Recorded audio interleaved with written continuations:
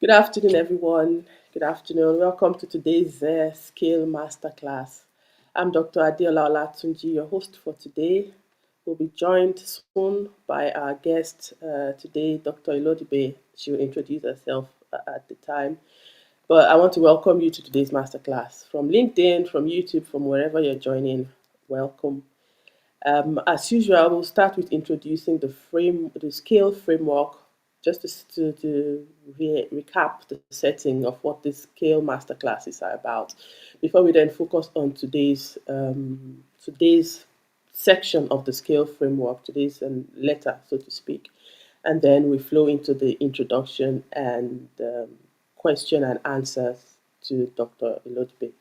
Questions from us and also questions from you, the audience. We invite questions from you from wherever you're watching. So welcome is done. Let me recap. So about ZER. ZER is a purpose-driven strategy consulting company. Our mission is to empower African businesses and leaders. And in doing this, we share tools, knowledge, and frameworks. Our key framework that we use in our approach and in our knowledge sharing is the SCALE framework. And who am I and why should you listen to me today? I'm Dr. Adeola Olatunji. I've been consulting since 2013. I'm senior advisor at ZER Consulting Africa. I've managed governance projects, all kinds of projects in healthcare, in insurance, in the corporate world for some time, and also in non-profits. I've worked across 2 continents, across companies and industries, and I'm an Afro-optimist.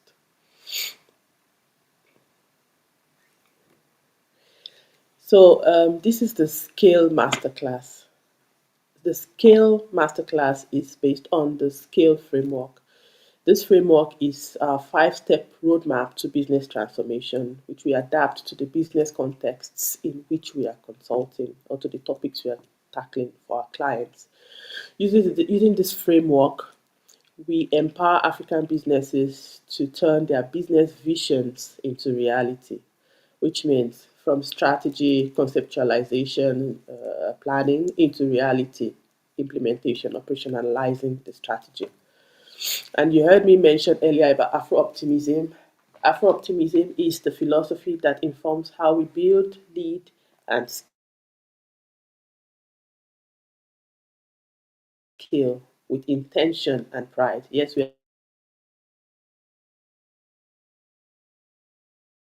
of Africa is awareness of how we want to shape the discussions about Africa. So the SCALE framework, the S there is strategize your vision. Adekunle, if you go a bit faster here. The C stands for champion excellence, which will be our focus for today.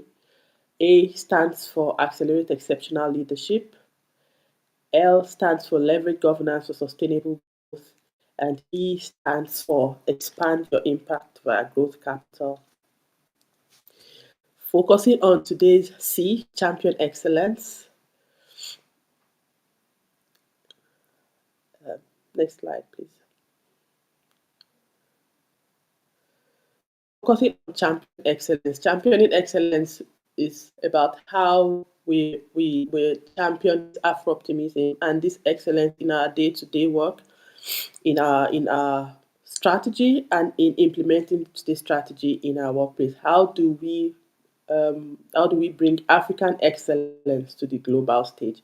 How do we improve excellence internally and then bring it forth to the wider public, to our customers, to our stakeholders? That's what championing excellence is about. And I will go now to our host so that we don't exhaust the topic too much before we start the discussion.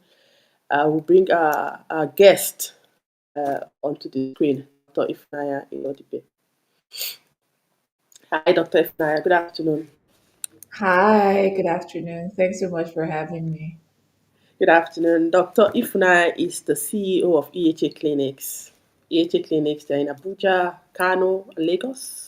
Yeah, got it. But I'll give the introduction of EHA Clinic to her briefly before we then go into the championing excellence topic and how EHA Clinics approaches that. Thank you so much. So, EHA clinics, I like the little engine that could. So, in a nutshell, EHA clinics is transforming primary care in Nigeria using data driven improvement and technology to deliver high quality care, and whether it's in our urban areas or in underserved communities. And when we look at quality, we really look at the patient journey as a continuum, both from how patients access care to how the kinds of medications that the patients get, and also the diagnostics that we use to, figure out what's wrong with the patient and ensure that they get the outcomes they desire. Very importantly, as part of our portfolio, is the fact that we also look at how we can tailor evidence that is based on African context. So we do partner with research institutions in Nigeria and outside the country in order to further evidence based care that is locally contextual. So that's us in a nutshell. So thank you for that brief introduction. So I'll directly go from that into asking about the culture at EHA clinics. How would, so if I joined your setup today, how would I experience EHA clinics as a newbie? How would I experience the company culture? And how would this make me an excellent service provider?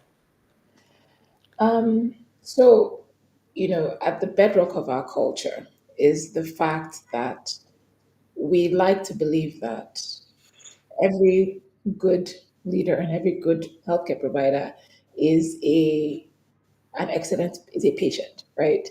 You have to become an expert patient, which means that once in our lives we'll be patient, and it's important for us to realize that um, what what does it mean? What does excellence mean to us? And translate that into what it means to a patient. So at the center of our culture is what we call our patient-centered care, right? Which now means that we look at everything through the lens of what is excellence in patient care. We start most of our management meetings with a patient story. What does that do? It helps us to remind ourselves that a lot of the times I go to a lot of conferences. In the conversations about health, when we talk about system strengthening, policy building, sometimes what we don't talk about is what actually happens with the patient. So that kind of centers us. So at the center of our culture is our patient centered care, really not forgetting who we serve and why we serve them.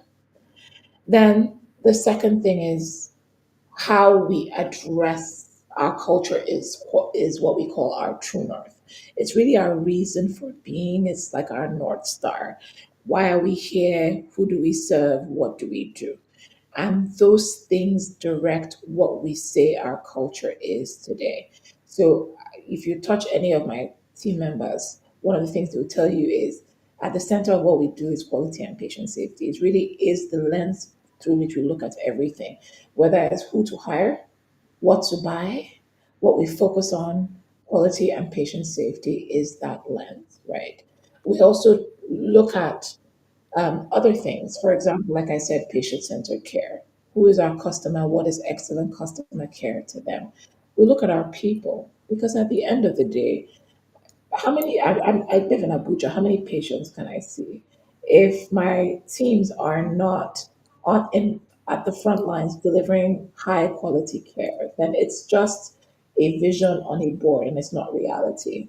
We also think of sustainability. How do I ensure that there's going to be an AHA clinics 10 years from now? But really at the core is also how we impact our environment, both our the places where we have clinics, our general community, and the country as a whole. So that really is the practice and how we look at culture at AHA clinics. Okay. So to answer my own question is, if I join EHA today as staff, the member of staff, the what will strike me is the patient focus and the focus on quality. Yes, it will strike you. And the focus on people. And the focus on people, the patient focus on quality. So I want to ask, I'm sure all of this was conceptualized on some board and among some senior leadership at some point. How has EHA clinics been able to transfer this strategy to be to deliver excellent care and all that, to champion excellence in healthcare? Let me put it that way. How has EHA clinics been able to transfer that from the strategy boards into the day-to-day operations for the frontline staff and everybody? Well, you make a very interesting point, and it's actually a very intentional effort because, like you say, strategy can stay in the boardroom, right? And doesn't mean anything to people day to day. So we run an objective key result systems, OKRs, and it was important for us to translate not just these core values or the culture into what it means day to day.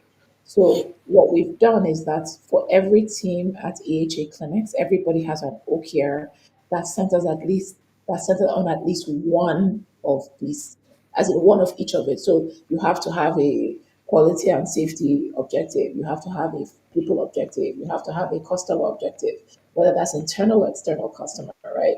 You have to have a productivity or financial objective, and you have to have an impact objective. So that is how we look at it in terms of teams. Now, these objectives are divided into key result areas. It's one thing to have an objective, but how are you going to get there, right? And these key result areas are now divided into individual team members, where that is tracking hand hygiene, right, on a monthly basis, or whether that's tracking customer satisfaction feedback on a monthly basis. Beyond tracking these as objective key results, they also filter down into what the team's KPIs are going to be. And how we try to ensure that this collaboration and this cross functional team information is every month, these KPIs are actually presented clinic by clinic. So the KPIs owned by nursing, the KPIs owned by medical, and everybody talks about what's working, what's not working, and what we're going to do better. And then, of course, we review these KPIs as part of our OKR reviews quarterly.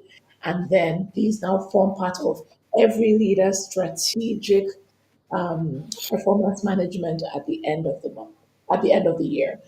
Of course, beyond even what we do with KPIs monthly, we also have like a daily huddle system. So every day, our teams meet for 15 to 30 minutes every day to talk about what patients did we see yesterday? Were there any issues? What patients are we seeing today?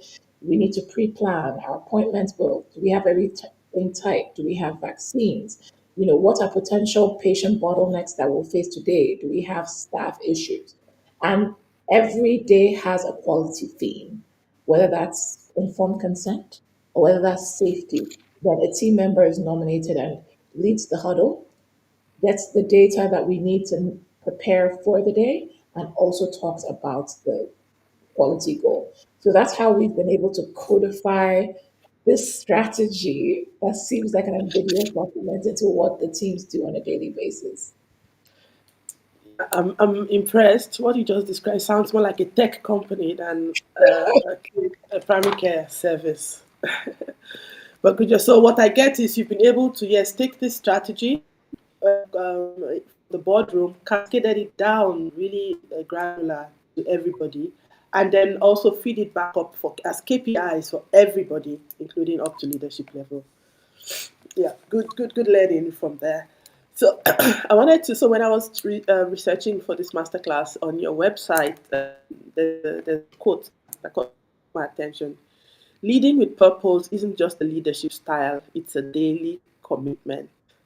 So this sounds inspiring.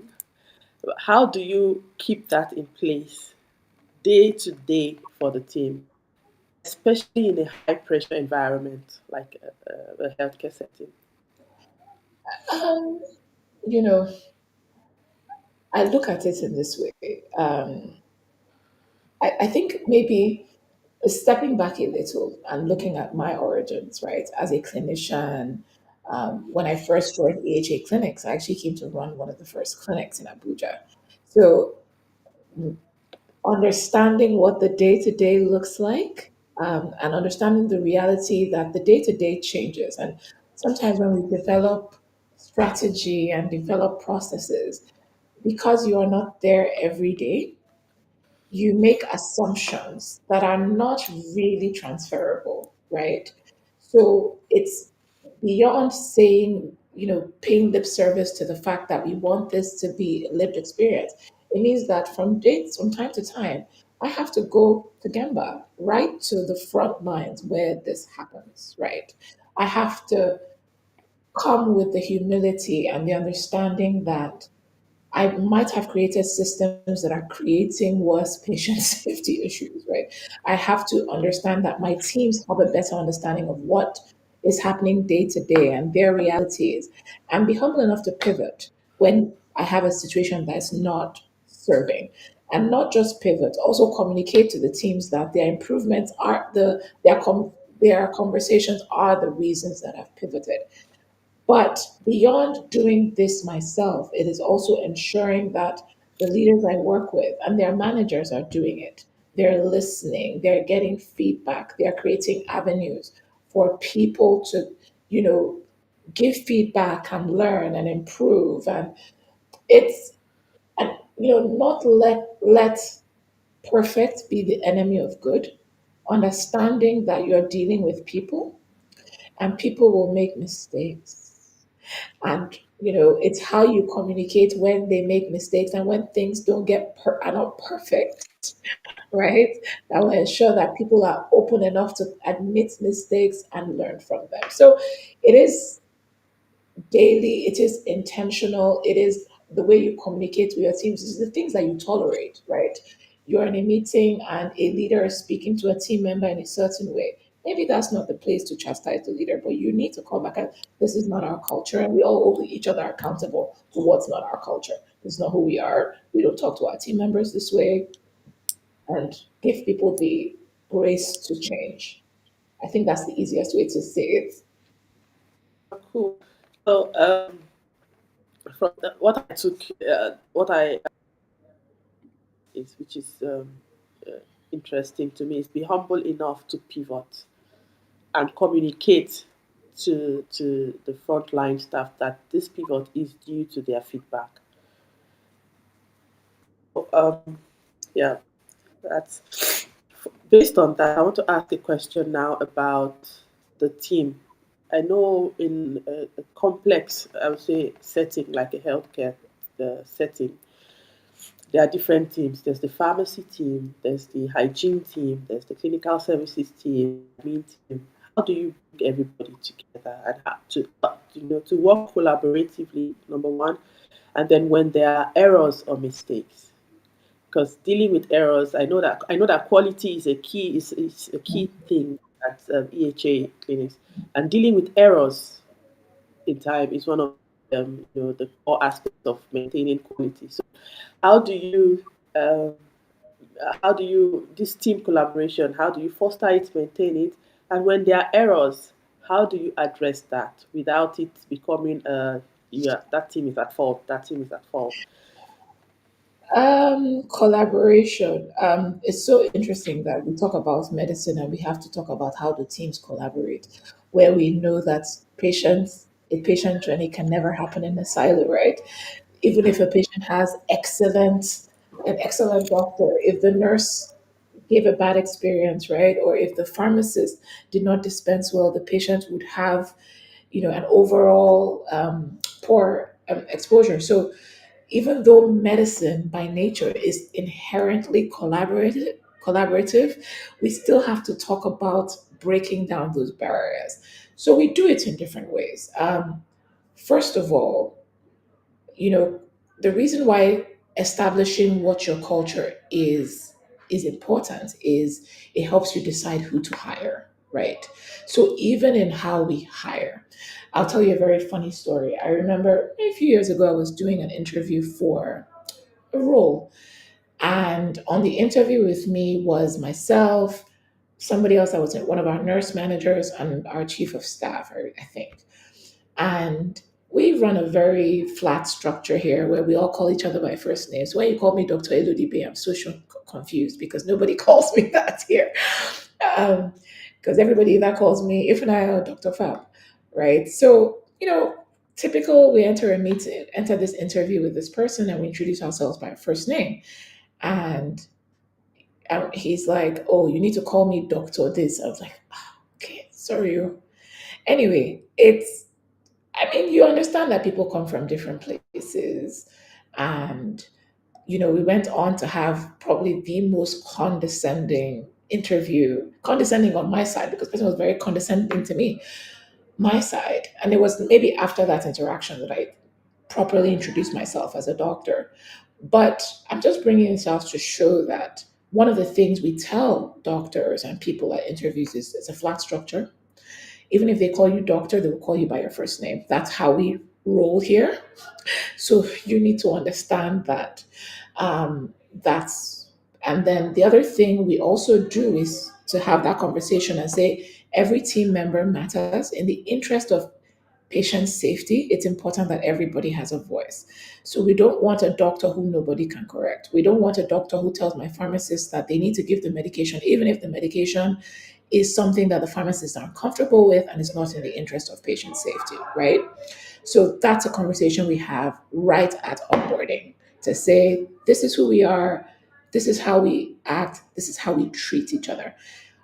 We don't even have we have consulting rooms, but our doctors don't sit in consulting rooms. We have team spaces because we've seen that is better for collaboration. Sometimes when the nurse is coming in from just seeing a patient and is just quickly able to tell the doctor, look, and the pharmacist is already there and is hearing the conversation, everybody is kind of carried along and understands, this is the kind of patient we're going to see, and this is a collaborative effort. I think that even the way we do our huddles. So the way our huddles are structured, every team has a week. So this week is the pharmacist's turn, and it's any pharmacist, right? A person has to get data, a person has to report, and understand that, this is a collaborative effort. But beyond that, I do a training for my teams called Crucial Conversations. And, we usually specify on the healthcare model. And it's really about how we create psychological safety that ensures that we're able to have open, honest conversations in the workplace in the interest of purpose-driven organizational building, patient safety, you name it. So that is also the culture of our communication, right? So that is how we collaborate. And now for reporting errors, see, everybody, the day you set up an incident management system, I don't know if it's culturally, but I think human beings generally, the word reporting sounds ominous. Who am I reporting? Am I being a collaborative team member by identifying a problem?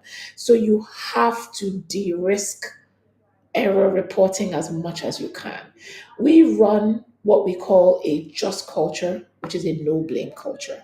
We have actually de-risked incident management to the point that if there is a patient issue, as long as the staff member who has reported the incident, because it's not just about saying this happened, you have to have thought of a corrective action and you have to have thought of a preventive action, which means that you have to have a sense of accountability over it, right?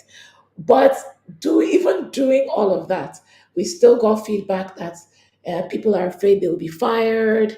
People they think that their team members are going to be fired. So we had to come to the huddles and celebrate people who have reported incidents that were not fired.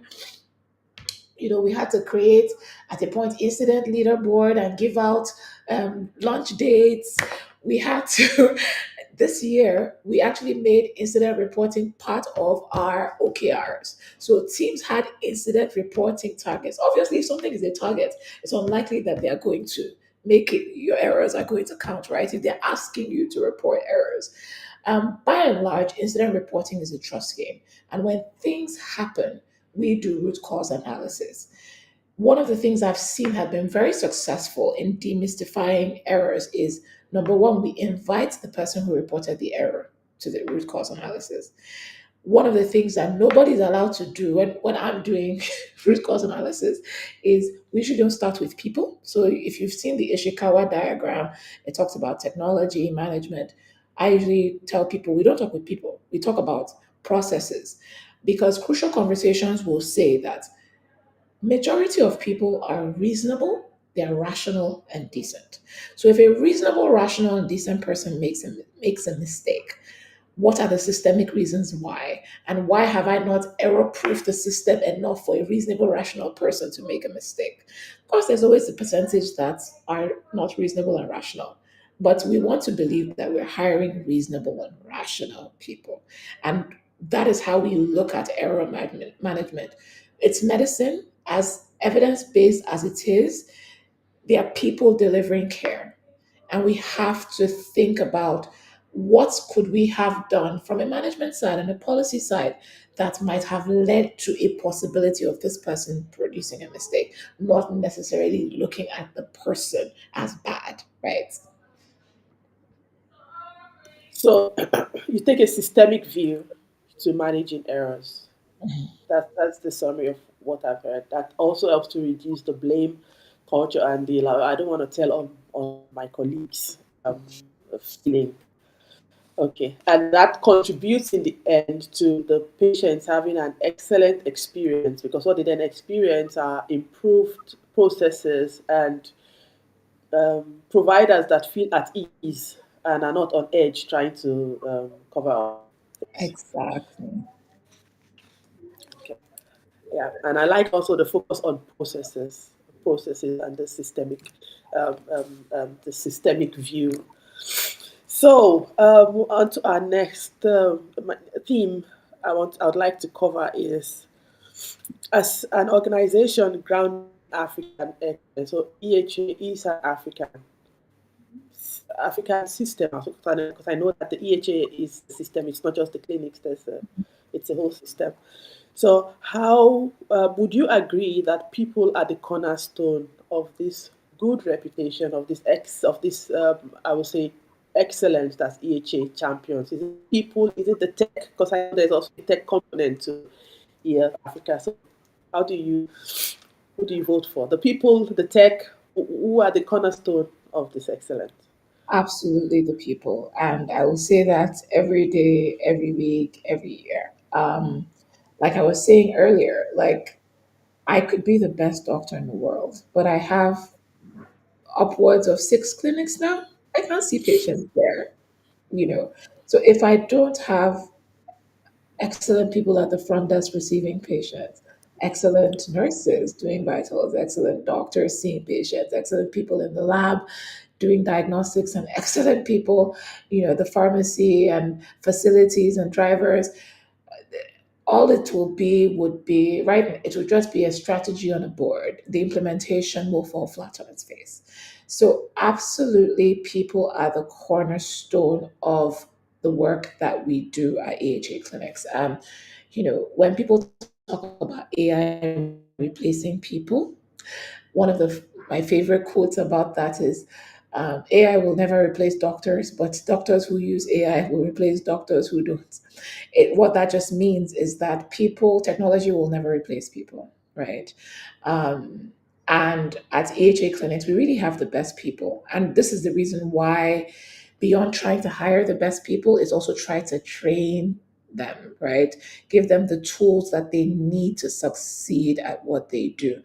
People are always, a lot of companies, especially when they have budget crunches, one of the first things that suffer is training budget, right? It's like that's the easiest place to go and cut costs.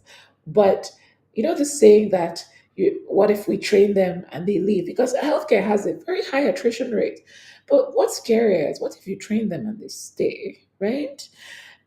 So I will never regret any investment that we make in people, even if they leave and go somewhere else. We're infinitely creating better healthcare systems, right? Because I'm in primary care. Tomorrow, if I need to refer a patient to another secondary care, tertiary care hospital, I want to believe that, hey, one day maybe it's an AHA clinics trained nurse in the ICU who understands that quality ethos and will treat patients with compassion and care. It's a little fire, but if we continue to create these little fires, who knows, we'll create an inflagration that is able to change the healthcare system. And that's what I look at when I look at people. But ultimately, I honestly believe that I work with the best people in the healthcare business. And I stand by my statement. That's so motivating. Your team members here, I hope they are here watching you and hearing that, so they go back to work with heads like this. So I want us to deep dive a bit on something you mentioned just now: attrition in healthcare. That's old problem. It's a current problem, and I think it's a problem that will not go away. So Never. how do you deal with that? That talent gap, brain drain, as it's labeled. How do you deal with that? I think attrition is, and like you said, it's not just a Nigerian problem; it's an everywhere problem. Everywhere in the sense that even in developed countries, people are not necessarily leaving the country to go, but leaving healthcare generally because it's stressful and um, it's involving, and if you care, it can be draining. So the most important thing about building a system is being able to use that system to scale. Um, I'm never afraid to take in a doctor who just finished NYSC yesterday. Why is this? Because if I've done my recruitment right, I've hired somebody who has at least the baseline skill, right? And then has the attitude, the right attitude. The onboarding process is quite hands on. There are a lot of policies that need to go through proficiency testing before they're allowed to see patients on their own, right? Of which they are monitored throughout the process. And our EMR, EHA care, comes embedded with clinical decision support tools that also serve to make sure that people are seeing patients the right way. Our clinic managers audit the patient's interaction on a weekly basis so that we can identify where doctors might be having some challenges. And we also do chart reviews with our consultants so that if there are maybe specific cases that they had issues with and they want to learn more and learn from each other, they have that opportunity. And then, of course, there's also our learning and development. We use quite a number of tools: BMJ Learning, BMJ Best Practice, and other things. We make sure that, I'm not speaking specifically on doctors, and we do this for all teams, right? There's evidence-based practice, and this evidence-based practice is audited on a monthly basis to ensure not just compliance, but where we identify possible gaps, we test their learning. What does this do? This means that if a doctor leaves after 4 months of this, we can plug in another doctor into that system and it continues to work. The other thing we also try to look at is our processes. Are there tasks that the doctors do today that can be shifted to nurses who maybe are more available? Are there tasks that the nurses do today that can be shifted to patient care assistants? And then, very importantly, is our use of technology, right? Are there things that we do today manually that can be automated? Are there things that we can use AI to read ECGs, ultrasounds that typically would have needed to use a cardiologist or radiologist to read? Are there, are we trying to determine outcome measures and putting all these outcome measures inside an Excel sheet? Today, our EMR can give us a lot of the patient outcome measures that we're looking for. That typically would have been somebody, a lab scientist moving malaria plus into, an Excel sheet. So automation absolutely is another way that we use to bridge that gap. But in summary, automation, systems thinking, and yes, it consistently trains and supports new staff to get better at the work they do. And then, that's just looking at the process aspect. The other thing is to also think about retention. Listen to your team members. Recently we also do staff satisfaction surveys, and funny enough, we were looking at our Q3 staff satisfaction survey today and realizing that when we get those feedback, what do we do with them? One of the teams had complained that they didn't feel like in their team there was any progression plan. And for a while, I wasn't sleeping at night just thinking about that, because I realized it was true that every member of the team had moved in that team. I've had to move out of that department, and it was a challenge to sit with the leaders and think of how could we create career progression for this team that had identified this bottleneck. And it's really listening to the teams and improving where we can. Thanks a lot. So I was taking notes. First, I like the last where you said you focus on career progression, because I've heard organizations that say, oh yeah, these doctors are going to leave anyway. So yeah, let them just go. And when they go, we'll take another one. And without caring that, okay, this doctor maybe is moving because they do not see any growth where they are. They do not see any growth except leave. So I like that you don't you put that also front. It needs to be a progression plan, growth plan for the staff. I also like that you maintain a talent pipeline, so that yes, people will leave. I think we have to. Yeah, most healthcare organizations accept that these days that the staff will leave. But what do you do with that knowledge? You build up a pipeline so that there are people you can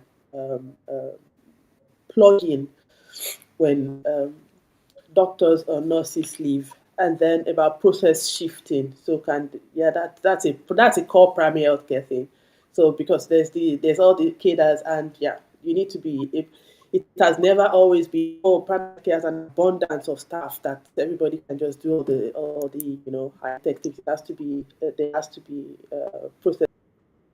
Then you look, what's that thing the CHO do, the nurse do, that the doctor do, and all those respect those or take advantage of those ability to do multiple things. So I like that you guys are not shying away from it. Like, oh no, doctors need to stay. One of our ministers said something about the doctors and the nurses. I'm like, this guy is not ready to deal with the problem. Yeah, so thanks for that. So now I want to ask. So, from my question is about. So, we've talked about how I experienced excellence at EHA clinics as a new staff, and we also got something about how I experience excellence at EHA clinics as a patient. So, I want to ask now. On your website says zero harm, zero waste, and zero weight framework, which is one of the things a patient comes to a clinic and is clean, and these are just basic things. It's clean. I'm not waiting too long, and I will not be harmed. So, how did you arrive at these three elements? This is a basic question, but I'm asking because I've been to clinics where needles were exposed. I've been to clinics where it didn't really matter who the CHO or the nurse, whatever. It was obvious they didn't receive the appropriate guidance on what to do, which is eventually harmful. Everybody's thinking everybody's doing what they think is good, what they think is good. But how did you guys arrive at the point where you're like, okay, we focus on these three basics, and the big things will be taken care of? So zero harm, zero weight, and zero waste. And I think, if you go back to what I said was our true north elements, right? This is kind of like the colloquial way of making it, you know, impactful, easy, and focused for patient to understand. So zero harm is just focused around clinical excellence, quality and patient safety. What does it take for a patient to go through the process and not be harmed, right? All of us did, for those of us that are doctors, we took the Hippocratic oath, right? And the whole part of non malfeasance is do no harm. So it's just thinking about what are the things that can cause harm. And we are earlier, right from starting the clinic, we knew that we wanted quality and safety to be one of our foremost goals because unfortunately the primary healthcare system in Nigeria is almost synonymous with bad care. So we knew that coming to do primary care, we had to do it differently. And almost from inception, we decided that we were going to go after Joint Commission International as a framework for our quality program. I mean, it breaks down things in a way that is easy to define clinical excellence, whether that is around international patient safety goals, things like hand hygiene, patient identification, handover communication, safe surgery, or prevention and control of infection, having an infection control program, sterilization. So it really gives you a great framework to decide not just what good is, but what good is consistently, right? So I think that's it was our framework for zero harm. Then for zero weight, overwhelmingly, and I know this is every patient feels this, one of the biggest complaints from every customer satisfaction survey everywhere around the world is wait time. But that's how a lot of patients measure excellence and that's how they measure value. So when we're thinking about operational excellence, we wanted to look at it through the framework of zero wait. What are the things that patients are waiting for that are not adding value? And we have built our operational excellence around those zero wait procedures, which is how can we get patients to pre-register, right? How can we get them to pre-triage? How can we book appointments that reduce waste? Even our huddles are built around zero wait, right? If we know the patient is coming and we know the patient is coming for this vaccine, why is the patient now coming and then we don't have the vaccine, right? So it seems simple, but when you think of using the lean, so we also run our quality improvement framework is based on lean healthcare, and lean really looks at how we eliminate waste that are non-value adding in the patient interaction, right? So it's looking at our processes. Why is the patient waiting? Why are we keeping 10 minutes for the patient to wait for the nurse? Why must the patient wait for the nurse for 10 minutes? Because ideally, if we've scheduled the appointment appropriately, then the 5 minutes that the patient is at the front desk, there should be a nurse ready, right, to take the patient to the next step. So, really framed our zero wait around operational excellence. Because if we're doing it right and our processes are working, the exception should be that the patient is waiting. And then zero waste. I talked a little about lean. It's really about sustainability, looking at the defects in our processes, either where we are extra processing, sometimes in the bid to make sure we are collecting money well, we have like 10 steps in the money collection process. And it's looking at it and saying, these 10 steps, does it really matter? Will we still get the same thing done with 5 steps, right? It's also looking at things like inventory. Are we having high expiries? But ultimately, zero waste talks about sustainability. How do we remove waste in the system that affects the entire productivity of the organization? So really it's just a way of codifying what our 5 core values are into a way that the patients can understand our value proposition. Thanks a lot. So from our conversation so far, I'm getting a lot of input from you, from the business world, from the tech, this having a daily scrum, a daily huddle, and you've not mentioned it, but it sounds like you have retrospectives. You have this reviews looking back at what has happened in a particular period. You apply the lean methodology. That's something from the engineering or the business world. So there's a lot of borrowings from everywhere that you put together to excel at what you do.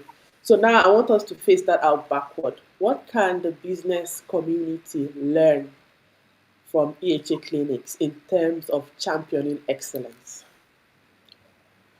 I feel like A lot of people think that excellence is a byproduct. It's like a happy coincidence that happens. If you do certain things, then excellence happens. Excellence doesn't just happen. Excellence is intentional.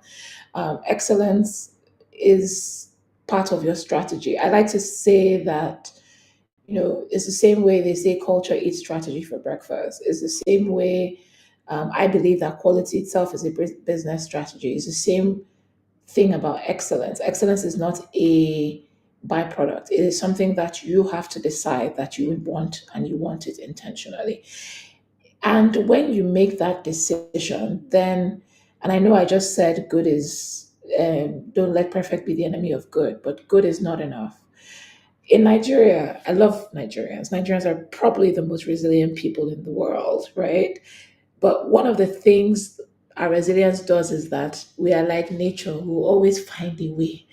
There's no lights, we get inverter, we get generator. There's no water, we dig a borehole. There's no road, the people in the community, donate money and build a road. While that resilience is laudable, we manage a lot of things. So because we know why this thing cannot be good, we are just managing it. Excellence is about telling yourself that there's no management, right? We're not managing anything. We sometimes I go to the clinic and I've seen somebody sitting on a chair that is about to collapse. Why are you sitting on this chair? I've not fallen off yet, so that's why, and I don't want them to tell me that there's no budget, so I manage. I said, no, your responsibility is not to manage. Your responsibility is to tell us where there's a problem and we figure out how to fix it, right? It's made me, I'm probably, a terror in my house because it's these things that you do at work spill over. So I go to the house and something is spoiled and I'm looking at my husband like, why are we not fixing it? It must happen because excellence is intentional. You need to choose it every day. You need to choose not to manage. You need to choose not to look at that scratch on that car every day. You need to choose it. So my advice to business leaders is it's very easy to get bogged down with the things that are not working. It's very easy to say, well, let's just manage it like that. But that's not what excellence is. It's about choosing a certain level of dissatisfaction with the mediocre, right? So I think that would be my advice. I like that you said, let's just manage it like that. I think in Nigeria, and one of these Nigerian friends actually wrote a book like that. Let's just manage it like that philosophy. I think then he was comparing between Nigeria and Ghana. But you are right. Yes, there are all these constraints, but there comes a point where we should be able to say that, okay, as a business owner, I am striving for excellence, and will not. There are certain things I will not manage like that. Hesitant because I know of these constraints, right? Yeah. Oh, then we can do everything and we can achieve it. But excellence means making a decision. Like we will not manage this like that. We will strive to make this better and better. Perfection. It's an ongoing journey. We'll not get there one day, but we'll keep working at it. So thanks. So business leaders listening, stop managing it like that. Do your part. Fix it. Um, fix it. Face it. Confront it. Don't push it behind and okay, that door will fix it later. Or this customer experience will fix it later. This late seats or invoices is just 2 weeks late. They'll get it sometime. That's not excellent service. I think we're coming to our last questions now. Innovation. We touched briefly on this before. Innovate about tech. Innovation. How do you balance innovation and keeping things personal? So I think I wrote this question when one of my aunts said, "Oh, Jola, I went to the clinic, but the doctors these days they don't discuss results with us again. They just put it in the computer and then they tell you to go to the lab. The lab already has the computer thing." So she was like, they don't discuss with us again. So I'm like, oh, this is an innovation that Nigerian healthcare practitioners have been looking for. EMR, being able to transfer data without, giving the patient paper. But now a patient is telling me, oh, they don't talk to us again. They give us, just send us your whatever is already there. So how do you balance this at EHA clinics? This I mean, incorporating innovation and balancing it with the personnel. and you just brought up a very big point, and which is why a lot of innovations don't take on because we don't develop them with the context of the people that we're trying to innovate for, right? Um, and it's important that as Africans we understand that we are contextually different in many things, right? And when we create things, we must remember the son of whom we are and where we come from, right? I think I just wanted to put that there as an aside. Of course, if you don't nowadays, if you don't innovate, you die. I had to explain to you that we have to use technology to support a lot of our processes in the interest of efficiency, in the interest of closing the gap where we don't have available healthcare providers. So, but one of the things that I always say, in the interest of innovation, process anything at AHA clinics. We look at it in terms of value. And when I say value, I ask myself three questions. Number one, will this add value to the patient's journey? Number one, will it improve health outcomes, right? And number three, will it speak to our true north? When you make decisions with the patient at the center of everything you are doing, it's easier to innovate contextually. The other interesting things about innovations is an innovation is an assumption. And I said it at the beginning. You assume, you do something, and then, like your auntie says, the patient says, this is not what I want. Then you have to go back and ask yourself, are you innovating for innovating sake? Or are you really innovating for what the customer wants? So it's also the humility to understand that you create an innovation, but your patients don't want that. And being able to pivot, listen to the voice of the patient to adjust what that innovation is. We have an innovation, as a group, we have an innovation challenge every year, which is that we're talking to our team members about looking at the process. And we try to look inwards. A lot of the times people look at innovations of things that they are bringing into the company. But first of all, you need to look inward. What are you trying to identify? And Lean provides a great framework for this, right? Using some of the Lean tools like A3 thinking. Because what that does is that you think about the problem you're trying to solve. How does that relate to the patients you see or the issues you see on a day-to-day basis? What is the background of that problem? What are the measures? A lot of people sit down and say, the problem is that we don't have access. So the problem is to do telehealth so that patients get access.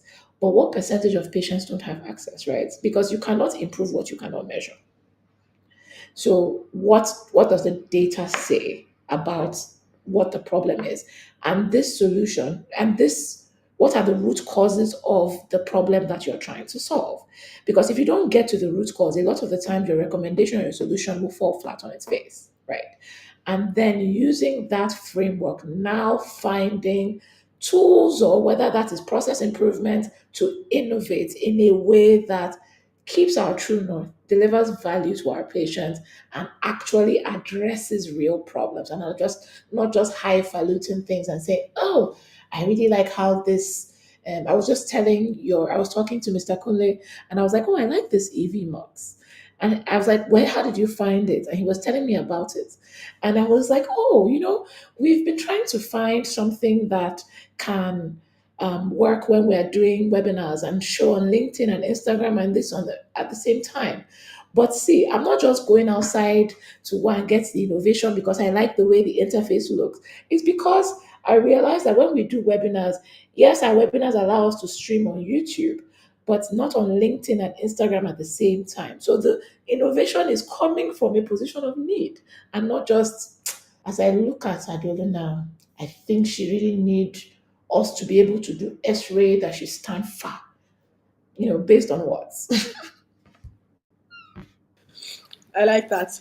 I'll take the last one. Yes, you are innovating, but please answer this question based on what problem? What problem will this innovation solve? So I wanted to when I wanted to complete your sentence, I say, "Oh, as you're looking at Adeolu now, she needs what?" I wanted to say, "Yes, she needs AI glasses." That's the innovation I need. So thank you very much. I want to thank, first of all, Ifunanya, since he said, when I say Dr. Ilodibe, it makes you like, okay, are you talking to me? So thank you. Thank you very much. It's been an engaging discussion. I really appreciate your openness, and I like that you have shared what is from a healthcare perspective. But a lot of the things I heard are not like, yeah, they're not like core clinical. There are a lot of things there from from practices in tech companies that I know of, from from the business world, from the engineering world, and how you have been able to use this in providing quality patient-centered care at EHA clinics. Thank you very, very much. I want to thank our audience from LinkedIn, from YouTube. Thank you. All your comments have been lighting up the conversation. Thank you. Someone says, Tomiwa says, this conversation is the difference between insights hard won from experience and reading a book and talking about it.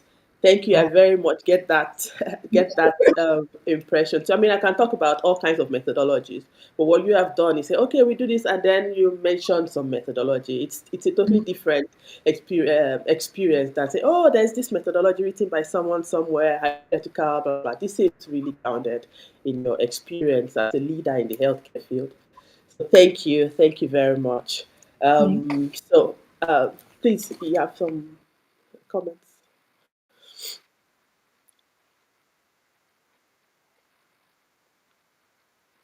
Well, you speak for me, so that's nice. Great, great, great. It's great. I mean, it's been a lovely conversation. Thank you very much. So, I think you go off screen now and then we just wrap up the masterclass with our closeout slides. Thank you. Thank you very much, and thank you for having me. Thanks for showing up. So, just to wrap up our conversation, thanks again to everyone. This is this the SCALE Masterclass. The scale there is SCALE, and we want you to. Today we focused on the E part. That's championing excellence. And from the conversation with Ifunanya, you see how she's able to bring excellence into her work as a healthcare leader. So these concepts or these approaches are not just for business people or for tech people. We can take learnings from different aspects and inculcate them into our businesses, into our work, all with the aim of championing excellence, bringing African excellence to the global stage, as we like to say. So on the screen, please let's stay in touch. Get You can scan the QR code to take the scale scorecard just to position yourself on, to see how well you're performing in this scale on this scorecard. Maybe you took this scorecard at the beginning of the year. I invite you to take it again to see how well you have evolved in your of excellence and in your, in your growth journey as a business leader or as an entrepreneur. We also invite you to get the book written by 𝗀𝗍𝗍, that's Afro-Optimism Unleashed, where you really go then deep into the scale frameworks and all the elements that build up to it. And then we invite you to stay in touch with us on LinkedIn, on YouTube, on Instagram, and you can visit our website where you see the scorecards, and you also have access to previous masterclasses and also other recordings of things we've done. So thank you everyone for joining. It's been engaging. I really appreciate your comments, and I like that today's masterclass was really grounded in the Nigerian experience in a way that is uplifting. Thank you, Tomiwa. Thank you, Precious. Thank you to everyone that made this happen. Good afternoon, everyone.